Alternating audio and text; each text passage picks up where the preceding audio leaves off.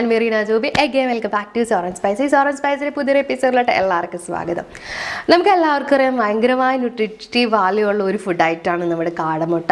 വലുപ്പത്തിൽ വളരെ ചെറുതാണെങ്കിലും ഭയങ്കരമായ മെഡിസിനൽ വാല്യൂ ആണ് നമ്മുടെ മുട്ടയ്ക്ക്. അപ്പോൾ അത് നമ്മുടെ ലഞ്ചിലും ബ്രേക്ക്ഫാസ്റ്റിലൊക്കെ ഇൻക്ലൂഡ് ചെയ്യിപ്പിച്ചാൽ നമ്മുടെ ശരീരത്തിനും ഹെൽത്തിനൊക്കെ വളരെ നല്ലതാണ്. അപ്പോൾ നമുക്ക് രാവിലെ ബ്രേക്ക്ഫാസ്റ്റിന് അപ്പത്തിൻ്റെ കൂടെ ചപ്പാത്തിയുടെ കൂടെ കഴിക്കാവുന്ന ഒരു രീതിയിലും ഉച്ചയ്ക്ക് ചോറിൻ്റെ കൂടെയൊക്കെ കഴിക്കാവുന്ന രീതിയിലും നമ്മൾ ഇന്നൊരു കാടമുട്ട റോസ്റ്റാണ് റെഡിയാക്കി എടുക്കാൻ പോകുന്നത്. വളരെ ഈസി ആയിട്ട് വളരെ കുറച്ച് ഇൻഗ്രീഡിയൻസ് ഉണ്ട്, വളരെ പെട്ടെന്ന് റെഡിയാക്കി എടുക്കാവുന്ന ഒരു ഐറ്റമാണിത്. അപ്പോൾ എല്ലാവരും ഇങ്ങനെ ഒന്ന് ട്രൈ ചെയ്ത് നോക്കുക, നിങ്ങൾക്ക് ഇഷ്ടമുള്ളതിൻ്റെ ഒക്കെ കൂടെ കഴിക്കുക. നല്ല ടേസ്റ്റി ആയിട്ടുള്ള ഒരു ഐറ്റമാണ്. അപ്പോൾ എല്ലാവരും ട്രൈ ചെയ്ത് നോക്കിയിട്ട് ഫീഡ്ബാക്ക് തരാൻ മറക്കരുത്. പിന്നെ ചാനൽ ഇതുവരെ സബ്സ്ക്രൈബ് ചെയ്തിട്ടില്ലെങ്കിൽ ഒന്ന് സബ്സ്ക്രൈബ് ചെയ്തോളൂ കേട്ടോ. പിന്നെ തൊട്ടടുത്ത് കാണുന്ന ബെല്ലൈക്കൺ ഒന്ന് ക്ലിക്ക് ചെയ്യുകയാണെങ്കിൽ ഞാൻ വീഡിയോസ് ഇടുമ്പോൾ നിങ്ങൾക്ക് നോട്ടിഫിക്കേഷൻ കിട്ടും. പിന്നെ വീഡിയോ ഇഷ്ടപ്പെട്ട ലൈക്ക് ചെയ്യുക, ഷെയർ ചെയ്യുക, കമൻറ്റ് ചെയ്യുക. അപ്പോൾ നമുക്കിനി അടുത്ത വീഡിയോയിൽ കാണാം. Bye bye.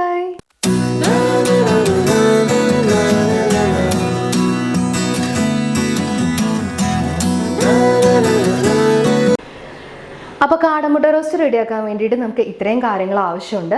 അപ്പോൾ ഞാൻ ഇൻഗ്രീഡിയൻസ് എന്തൊക്കെയാണെന്ന് പറഞ്ഞുതരാം. ഞാനിവിടെ ഒരു 20 കാടമുട്ട വേവിച്ചത് ഇതുപോലെ ക്ലീൻ ചെയ്ത് തൊണ്ടൊക്കെ കളഞ്ഞെടുത്തിട്ടുണ്ട്. പിന്നെ നമുക്ക് 2 വലിയ സവോള ചെറുതായിട്ട് കട്ട് ചെയ്തത് വേണം. പിന്നെ ഇഞ്ചി വെളുത്തുള്ളി പേസ്റ്റ് 1 ടീസ്പൂൺ വേണം. പിന്നെ നമുക്ക് ആവശ്യമുള്ള പൊടികൾ എന്ന് പറയുകയാണെങ്കിൽ 1/2 ടീസ്പൂൺ മഞ്ഞൾപ്പൊടി, 1 ടീസ്പൂൺ മല്ലിപ്പൊടി, 1 teaspoon Kashmiri chilli powder, 1/2 teaspoon garam masala വേണം, 1/2 ടീസ്പൂൺ കുരുമുളക് പൊടി വേണം. പിന്നെ നമുക്ക് ആവശ്യത്തിന് ഉപ്പ് വേണം, 2 പച്ചമുളക് നീളത്തിൽ അരിഞ്ഞത് വേണം. പിന്നെ നമുക്ക് ആവശ്യമുള്ള കാര്യം എന്ന് പറയുകയാണെങ്കിൽ 2 തക്കാളി, മീഡിയം സൈസുള്ള 2 പഴുത്ത തക്കാളി ഞാൻ ചെറിയ പീസായിട്ട് കട്ട് ചെയ്തെടുത്തിട്ടുണ്ട്. പിന്നെ കുറച്ച് കറിവേപ്പിലയും വേണം, ഒരു 3 ടേബിൾ സ്പൂൺ വെളിച്ചെണ്ണ വേണം. അപ്പോൾ ഇത്രയും കാര്യങ്ങൾ വെച്ച് നമുക്ക് എങ്ങനെയാണ് കാടമുട്ട റോസ്റ്റ് ചെയ്തെടുക്കാൻ നോക്കാം. അപ്പോൾ നമുക്കിനി കാടമുട്ട റോസ്റ്റ് ചെയ്യാം. അപ്പോൾ മുട്ട റോസ്റ്റ് റെഡിയാക്കാൻ വേണ്ടിയിട്ട് ഞാനിവിടെ ഒരു പാൻ വെച്ച് കൊടുത്തിട്ടുണ്ട്. പാൻ ചൂടായി വരുമ്പോൾ നമുക്ക് ഇതിനകത്തോട്ട് വെളിച്ചെണ്ണ ചേർത്ത് കൊടുക്കാം. പാൻ ചൂടായി വന്നപ്പോൾ ഞാൻ ഇതിനകത്തോട്ട് വെളിച്ചെണ്ണ ചേർത്ത് കൊടുത്തിട്ടുണ്ട്. ഇനി വെളിച്ചെണ്ണ ചൂടാകുമ്പോൾ നമുക്ക് ഇതിനകത്തോട്ട് എടുത്തു വെച്ചിരിക്കുന്ന സവാള ചേർത്ത് കൊടുക്കാം.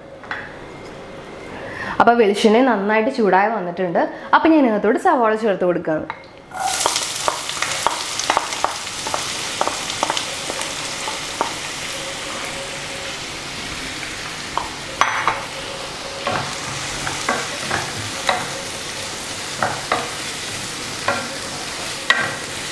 കൂടെ തന്നെ നമുക്ക് എടുത്ത് വെച്ചിരിക്കുന്ന കറിവേപ്പിലയും പച്ചമുളകും ഇതിനകത്തോട് ചേർത്ത് കൊടുക്കാം.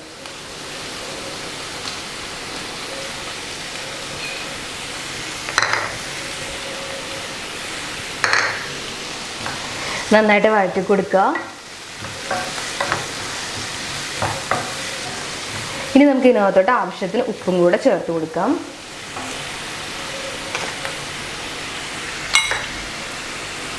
സവാള ജസ്റ്റ് ഒന്ന് വഴന്ന് വരുമ്പോൾ നമുക്ക് എടുത്ത് വെച്ചിരിക്കുന്ന ഇഞ്ചി വെളുത്തുള്ളി പേസ്റ്റ് കൂടെ ഇതിനകത്തോട് ചേർത്ത് കൊടുക്കാം.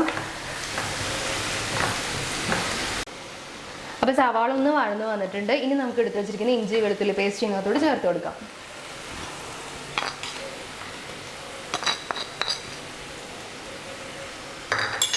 നന്നായിട്ട് മിക്സ് ചെയ്ത് കൊടുക്കുക. ഇനി നമുക്ക് സവാള നല്ല ബ്രൗൺ കളർ ആവുന്ന വരെ നമുക്ക് വഴറ്റി കൊടുക്കുക. തീ മീഡിയം ഫ്ലെയിമിൽ ഇട്ടിട്ട് വഴറ്റി കൊടുക്കണം.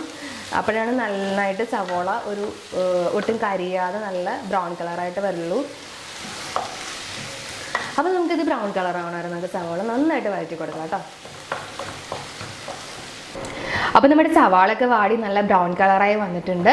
ഇനി നമുക്ക് ഇതിനകത്തോട്ട് പൊടികൾ ചേർത്ത് കൊടുക്കാം.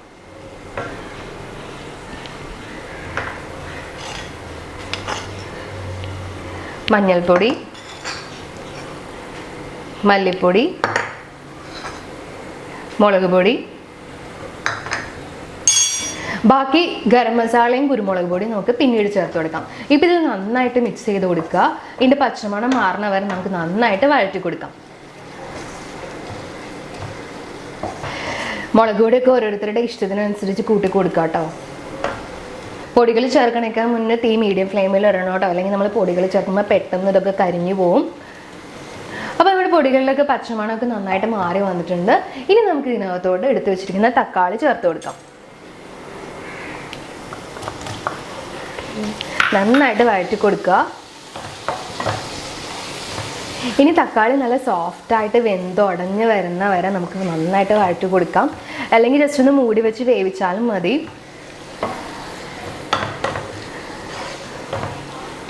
അപ്പോൾ നന്നായിട്ട് മിക്സ് ചെയ്ത് കൊടുത്തിട്ട് ഞാനിപ്പോൾ ഇത് മൂടി വെച്ച് വേവിക്കാൻ പോവാം കേട്ടോ.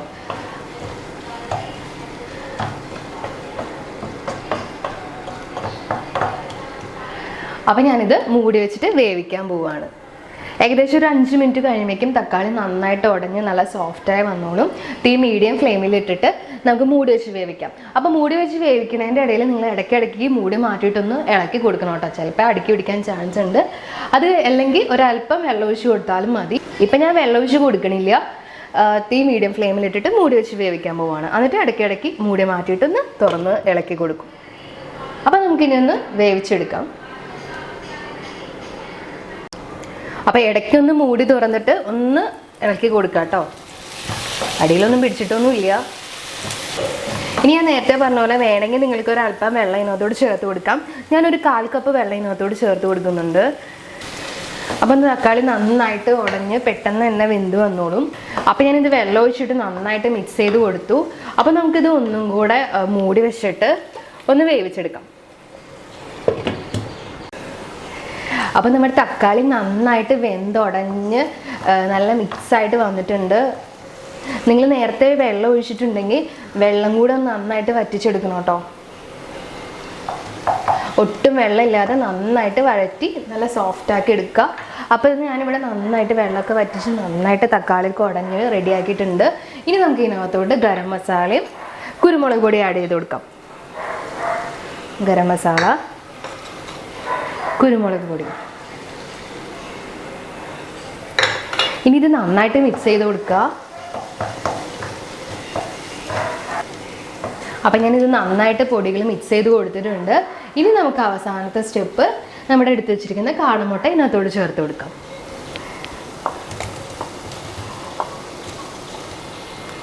ഇനി നന്നായിട്ട് മിക്സ് ചെയ്ത് കൊടുക്കുക.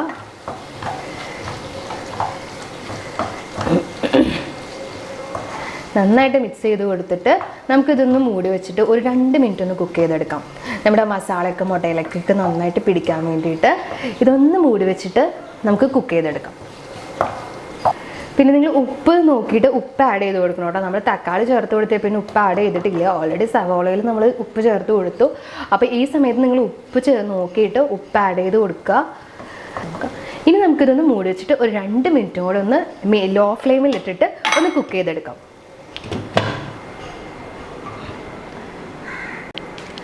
അപ്പോൾ ഒരു 2 മിനിറ്റ് കഴിഞ്ഞിട്ടുണ്ട്. നമുക്കിനി ഇത് തുറന്ന് നോക്കാം. ഓക്കെ, ആ മുട്ടയും മസാലയൊക്കെ കൂടി നന്നായിട്ട് മിക്സ് ആയിട്ടുണ്ട്. ഇനി നമുക്ക് ഫ്ലെയിം ഓഫ് ചെയ്യാം. നന്നായിട്ടൊന്ന് മിക്സ് ചെയ്ത് കൊടുക്കാം.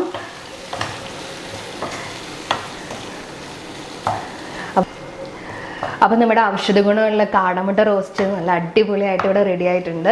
അപ്പോൾ നിങ്ങൾക്ക് ഇതിൻ്റെ അവസാനം ഇതൊന്ന് മിക്സ് ചെയ്ത് കൊടുത്തിട്ട് മുകളിൽ കൂടെ കുറച്ച് കറിവേപ്പിലയോ കുറച്ച് മല്ലിയിലയോ വിതറി കൊടുത്തിട്ട് നമുക്ക് സെർവ് ചെയ്യാം. കറിവേപ്പിലയാണെങ്കിൽ കറിവേപ്പില, അല്ലെങ്കിൽ മല്ലിയില നിങ്ങൾക്ക് ഇഷ്ടമുള്ളത് ചേർത്ത് കൊടുക്കാം. ഞാനിപ്പോൾ ഇവിടെ കുറച്ച് മല്ലിയില ചേർത്ത് കൊടുക്കുകയാണ്. ഉണ്ടെങ്കിൽ മാത്രം മതി, അല്ലെങ്കിൽ കറിവേപ്പില ആയാലും മതി. അപ്പോൾ നമുക്കിനി ഇത് സെർവ് ചെയ്യാം. അപ്പോൾ എല്ലാവരും വീട്ടിൽ ട്രൈ ചെയ്ത് നോക്കുക. നല്ല മെഡിസിനൽ വാല്യൂ ഉള്ളൊരു ഫുഡാണിത്. അപ്പോൾ എല്ലാവരും ട്രൈ ചെയ്ത് നോക്കിയിട്ട് ഫീഡ്ബാക്ക് തരാൻ മറക്കരുത്. അപ്പോൾ നമുക്കിനി അടുത്ത വീഡിയോയിൽ കാണാം. Bye bye.